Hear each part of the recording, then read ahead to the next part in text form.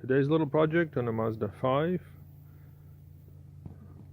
left drive shaft. So first thing first, of course, remove your front tire and support the car. So there's a little issue in the drive shaft, as you can see.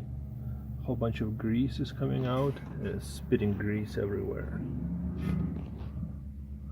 And of course, good time to check your front brakes. Looks like mine are done again. So first thing first, you have to remove this lovely nut. If you can't remove it, there is no point of continuing any further. It's on there pretty freaking tight. Afterwards, you'll have to remove the caliper, then we'll see.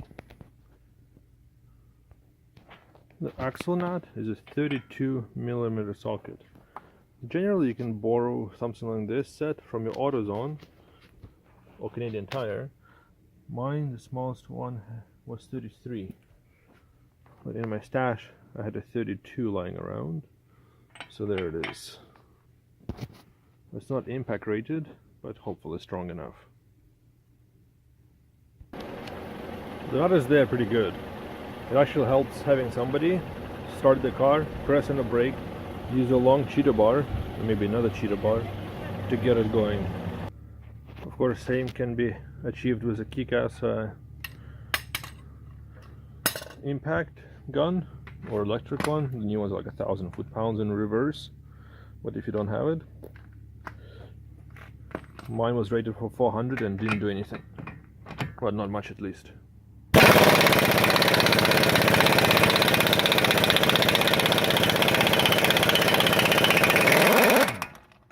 Now that it's loose, it shows what it can do.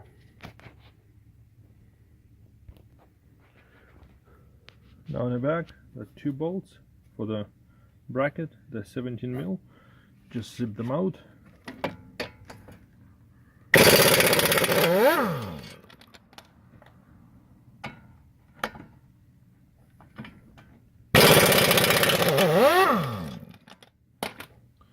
And your bracket is loose. Set it aside or hang it on the side on some kind of strings. Cold bracket works.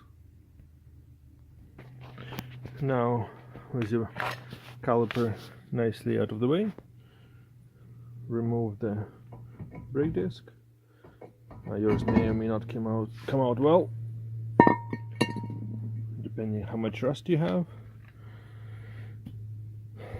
Now we're working with a knuckle.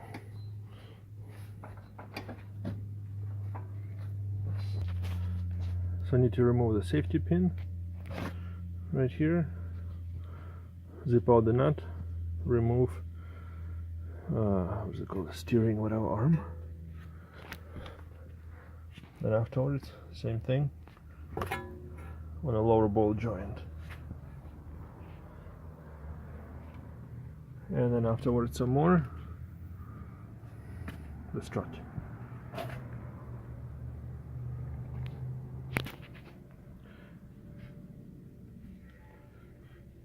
Safety pin just easily comes out with pliers, don't need anything. For the arm, it's a 14mm.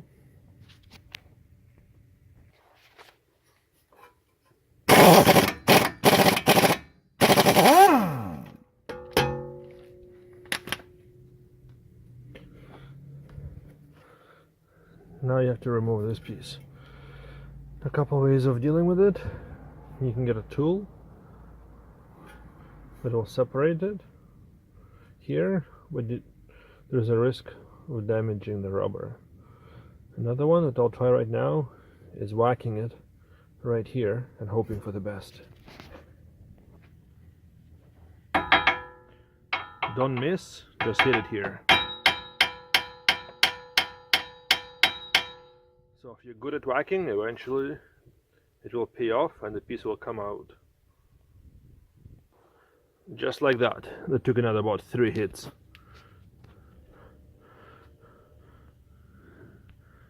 Give yours a check. Mine is still nice and tight, so I'm not replacing mine. onto the lower piece.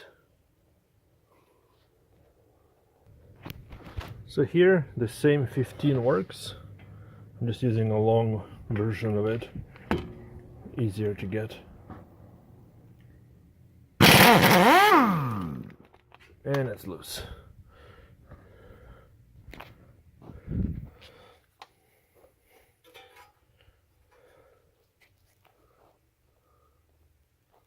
Luckily we don't have to remove speed sensor. It uses a reverse something, but you just need to unplug it, which is very nice for Mazda to do.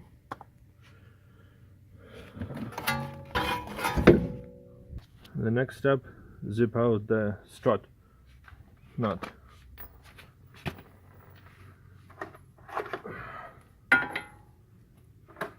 So this one is a 17 mil, and there we go.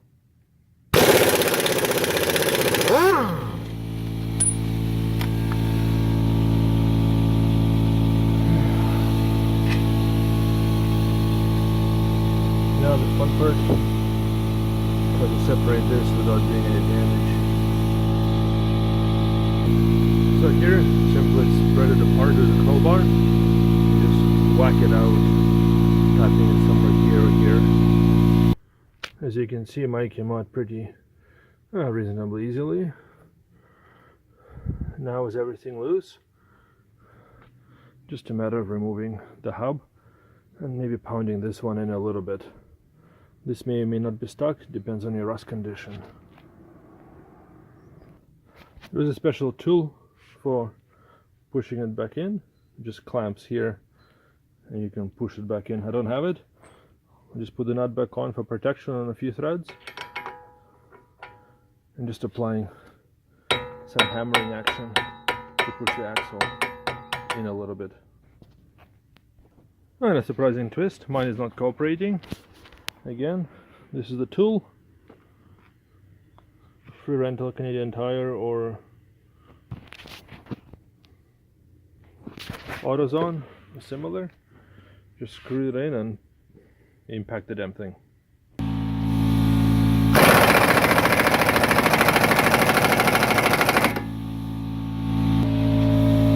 Mine is putting up a really good fight.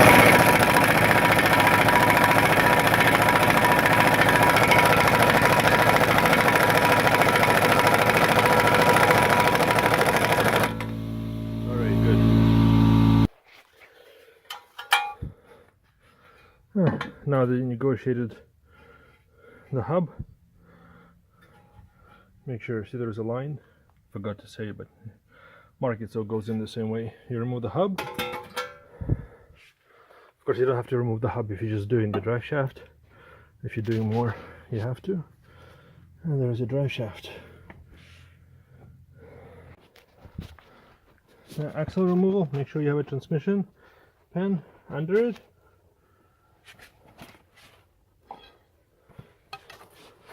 From the bottom, right here,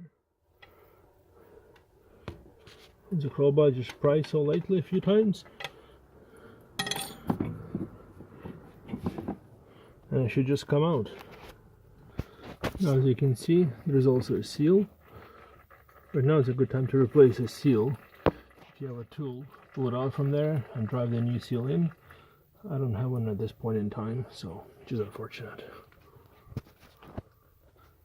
Now of course you can compare the old and the new axle. I'm not using OEM axle, I'm using aftermarket. Outside this rubber balancer, or whatever that is, vibration dampener, everything seems to be the same. And that's what I'm putting it in.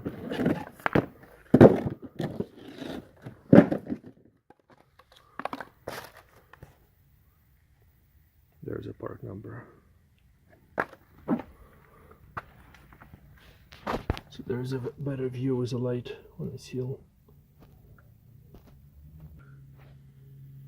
Add a bit of assembly lube or transmission, a bit of grease to this area, because it's going to be sitting in a seal. You don't want to damage it when you're putting it in. Drive the old axle until it sits. You should feel a little bit of a click when you push it all the way in. There is this ring at the end, which is a retainer ring. You're trying to just kind of sit it in a groove in the back.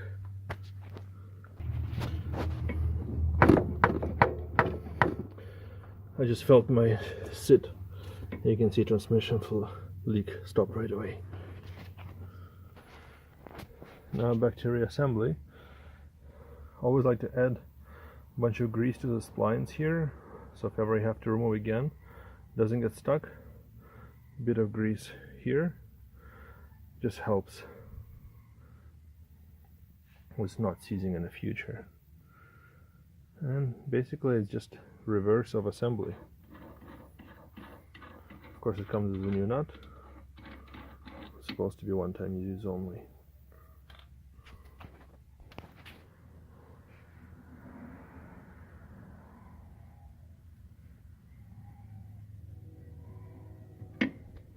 To assemble this whole contraption together, line up your lower ball joint,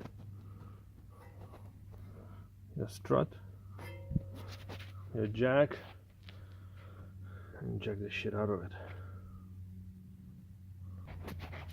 The only thing you hope, can't see it here, but I left a long mark. It should line up all the way. You have to, if it doesn't come in, just give it a bit of a love tap here, force it in. There's a piece in the back, metal piece, has to go inside. It's on the bolt, goes in, the shock doesn't come out in a little accident or whatever.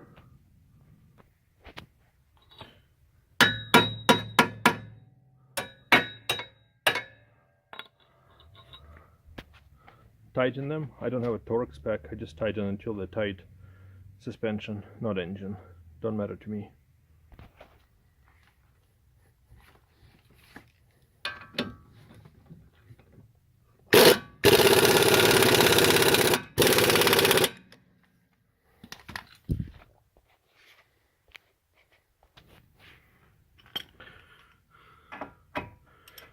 Tighten your steering.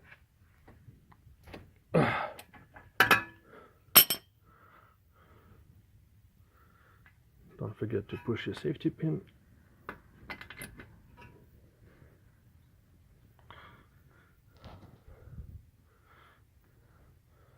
Plug in your ABS and reattach your brakes, tire, and you're done. Don't really want to, there's nothing else to show here. Hope it helps somebody.